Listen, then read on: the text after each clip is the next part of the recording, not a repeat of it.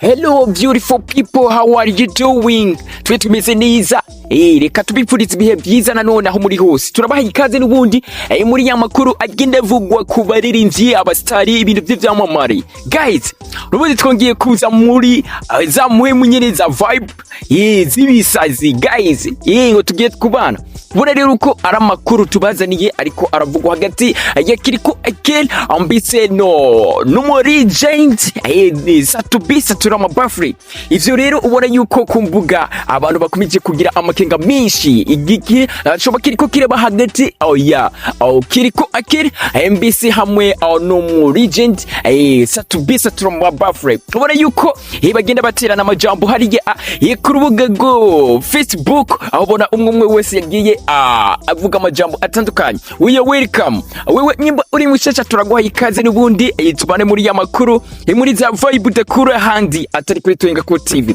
Nibisanzwe rero reka dusimbire ku mbuga turabe mbe ini giki cyatumye abantu bavuga cyane. So icambere guys reka tubabwira ati kuwa gatandatu niho hagiye kuba ibirori bishushe, aho bona president azoba yahishikiye ku kibuga cy'umupira w'amaguru cyitwa Stade Intwari, aho ubona yuko mu gisagara cya Bujumbura uwo munsi bawiteguranye ari benshi. Abona yuko iki kibuga kigiye kugurwa mbese kigashigwa ku mugaragaro, kikaza kirakira inkino zigiye zitandukanye, mbese byamaze kuja ku mugaragaro. Itariki 30 sazo bari samedi itariki 31 nibona yuko iki kibuga bagiye kucugurura guys. Nibona bagiye kucugurura rero, ubona yuko banatumiye umuririmbyi ariwe agiye kugaragara muri kino giteramo. So guys muri birori. So guys amajambo rero yabaye menshi, ni duhere ku ntuze ku post ya Satubi, ubona ariko riho na Satubi ariwe yabasha kuyishiraho ubwa mbere guys. Ni Satubi yaje kuri Facebook, aho ubona yuko muri uno mwanya tuko turakora ino video hahize amasaha 8 niho Satubi yagira ati numva Stade Intwari izokugururwa icese ku munsi wa gatandatu, mbega igikorwa ciza muri iyi myaka 30 iheze. Kubwivyo nditangiye kuririmba kubuntu uno munsi nk'intererano yanje ku gihugu cyacu ciza, ndetse ntumira n'abandi baririmbyi kwitaba iki gikorwa hamwe vyukinigwa. Acishireko na emoji y'idarapo y'u Burundi. Sinzi impamvu ndyoherwa cyane iciye kuri Stade Intwari umupira w'amaguru hamwe n'umuziki ni ikintu bihuza abantu, ndetse bikanatangaza kure igihugu. So guys ubona yuko haciye amasaha 8 ubona haciye amasaha 8 Satubi ashizeho iyo pose, acishiriyeho MBC n'ifoto iboneka yuko yari muri rwa ruganda rwa Superbat. Ubona yuko n'ifoto nyine aneki podcast aca yongere ashiraho ifoto ubona kirimo zitatu yerekana ikibuga c'Intwari, ukabona n'abakinyi bari mu kibuga, ukabona nyene n'abafana bari mu kibuga bisanzuye. Ubona yuko ari yo posti yasizeho. Ubona yuko abantu baca bagerageza kuza bavuga yuko Satubi ngo yariko arisabira ngo mbise ngo azo performing cyangwa se azoririmbe kubuntu. Ubona ko kantu kubuntu, ubona yuko arakantu kamaze gutangaza abantu bishi guys. Reka turaza mu nyuma tubisisango, reka tuce dusimbira ku poste. Ubona yuko hari ya KIRIKOU A KILI nawe yaciye ashiraho mu nyuma za Satubi yaho yasizeho iyo posti yewe. Ubona yuko hano naho KIRIKOU A KILI yaciye azagira ati mwabantu mwe ndababwira ati wowe utarakora subscribe maze tuze turabana muri za vibe z'ibisazi. Tubana nyine twibanira tumenya ibintu byinshi bigenda biba ku baririmbyi.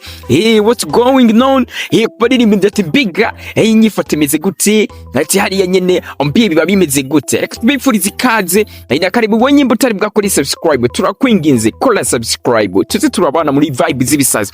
Ubona yuko KIRIKOU A KILI nawe ko majambo yaci ashikiriza ku rubuga rwiwe. Guys ibi bintu birimo ikintu ibi bintu birimwo ikintu. Mwibaze neza, mwitegure neza, mwibuke neza Satubi aho yahora mu ruganda. Ubona yuko guys, ubona yuko hano Kirikou yaciye azagira ati ibi bintu mbese nibiki, abantu aho bikanze.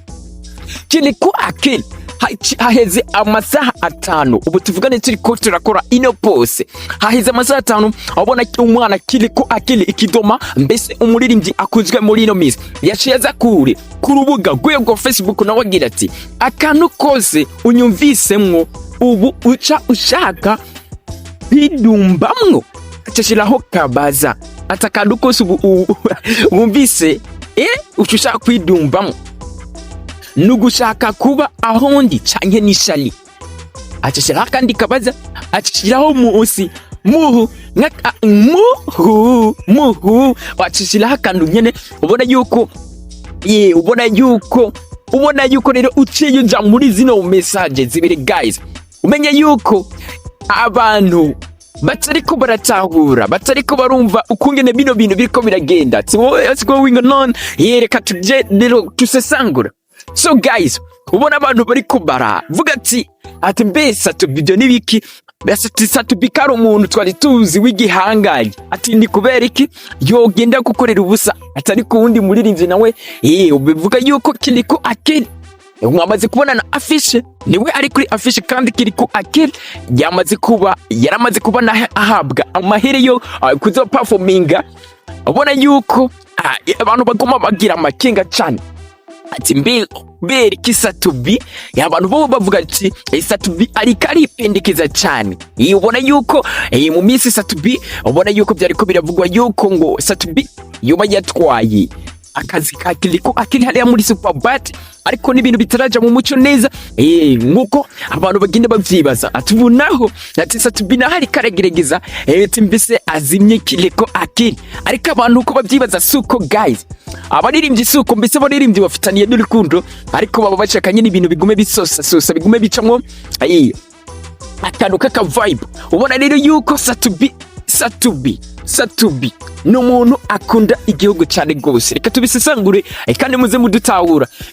Satubi ni umuntu akunda igihugu cyane gose, kuba rero yo ivuga ati iyo nciye hajya ku kibuga tiza numva neza nezerewe, ati kandi noshobora no gukora show ati ndinzenyene. Ico kintu je ndumva ku ruhande rwanje asi kintu kibi, kandi ibindi nuko abantu bobo bariko baravuga ati mbe iyi post Satubi yoba yayipostinze abantu yamenye yuko Kirikou A KILI cyangwa se hoba hariho umuririmbyi runaka yiwe yaragenwe azoba aperforminga kuri no munsi. Aha rero abantu niho baciye bavira hasi rimwe, ubona yuko bamaze kwifatira Satubi Satumbofre, aho bagenda bavuga ati ibyo bintu ntibikwiriye. Abandi bakavuga ati abandi barashimishwa n'ibyo aba yavuze. Abona yuko iyi Kirikou A KILI aramajambo yari karavuga ko reka tubabwire hasta la vista, mwe mukomeza kubana natwe. Atariko joko nabibona Satubi yaba performinga kubusa, ibyo ni uko anishwa yiwe kandi no gukunda igihugu atari izina amafaranga. Kandi na Kirikou A KILI kuba yeregenwe ngo aririmbe mbese bakamuha n'amafaranga, nibyo ni ibintu byiza cyane. Ibyo dushaka bari iterambere mu muziki guys. Rero akanaga niyo showbiz yaranze no munsi. Ubona yuko abantu nyine bariko bagenda bavuga ati ibi bintu bugabo, ibi bintu ati birimo ibintu by'igipfungupfungu, ariko amumenye ati uko niko uyu munsi bugenze. Reka tubabwire ati mbe wewe nawe wumvise izino posi bano abastari bacu ibyo bagiye bavuga, ni keke no bahanura cyangwa se ubona ari ikihe kintu wovuga wumvise posti ya Satubi maze gacha wumva na Kirikou badaye cyazana posti yiwe, ni ikihe kintu wobahanura? Reka tunindire message yawe komijimbi aka Megasup kamisa ndabivuga bisi n'ingende menshi aho ndi kuri TWENGAKO TV. Kora subscribe maze tuzajya turabona n'ubundi bose. Hasta la vista, reka tubifurize umunsi mwiza.